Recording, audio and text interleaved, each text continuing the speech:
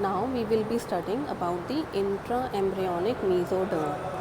What was intraembryonic mesoderm? This is the ectoderm. If we remove this, this is the neural tube. If we remove this, then this is the intraembryonic mesoderm, in which centrally we have the notochord placed, and this is the intraembryonic mesoderm.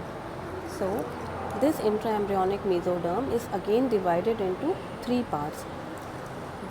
Take from this one section here, one section here. Okay, there is a groove is formed that divides the intraembryonic mesoderm into three parts.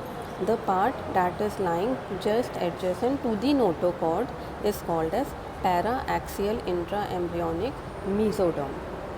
This notochord acts as the axis of the body, so the part lying just adjacent to the lateral to the notochord is called paraaxial intraembryonic mesoderm.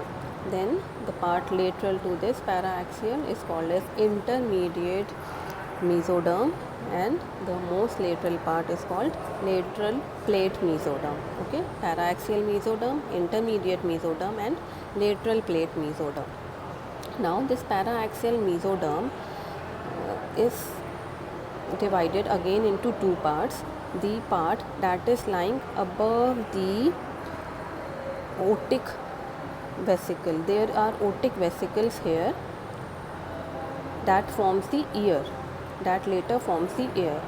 So the part that is lying above the otic vesicle is called the preotic paraaxial mesoderm, and the part that is lying below the otic vesicle, this part is called post-otic paraaxial mesoderm. Okay, the preotic paraaxial mesoderm is not divided into segments.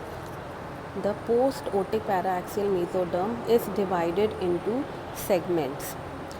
This each segment is called as a somaite.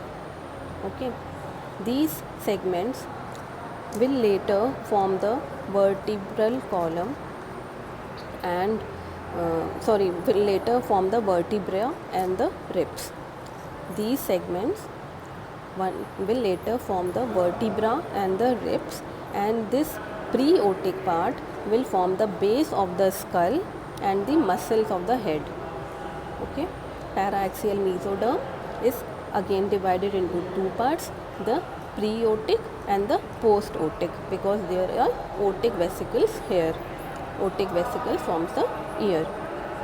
So this preotic part forms the base of the skull, and this is the non-segmented part of the paraaxial mesoderm. And the post-otic part is divided into many segments, and these each segments are called as somites. Okay, and these forms the vertebrae, the ribs, the diaphragm, and the skeletal muscles. Okay, now coming to, we will be doing about these somites again later. Okay, now coming to this intermediate mesoderm. This intermediate mesoderm forms a nephrogenic cord. It turns like a cord, forms a nephrogenic cord, and which later gives rise to kidney and the gonads. Okay, then this lateral plate mesoderm, like there was a cavity in the extraembryonic mesoderm, if you remember. I'll show you the notes. In the extraembryonic mesoderm, we had seen a cavity forming and then the extraembryonic coelom.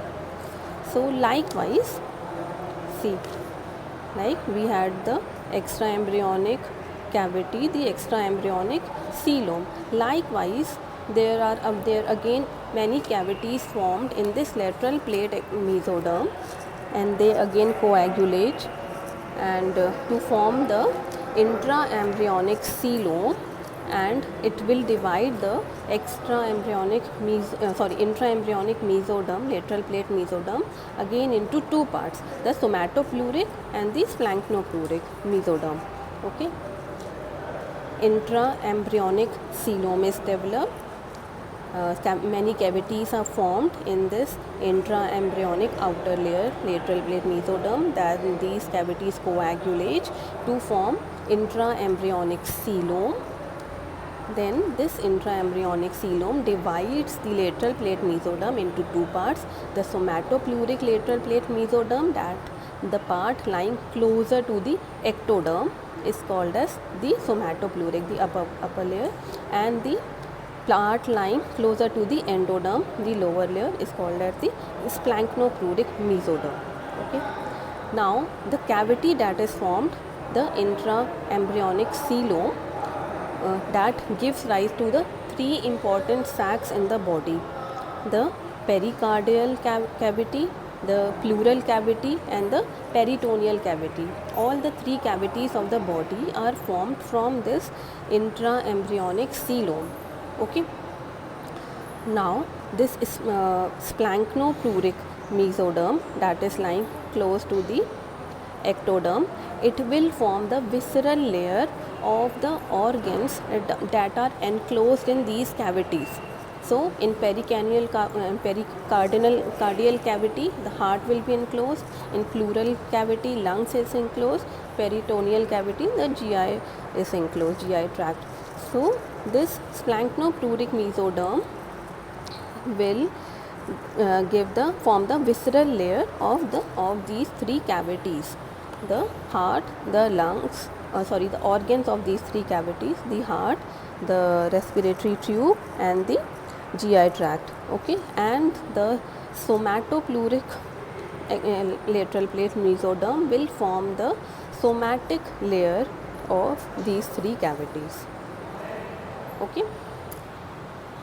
So this is all about the intraembryonic mesoderm and what all they will form. Regarding somites, I have given you a video earlier. I'll post it again. Okay.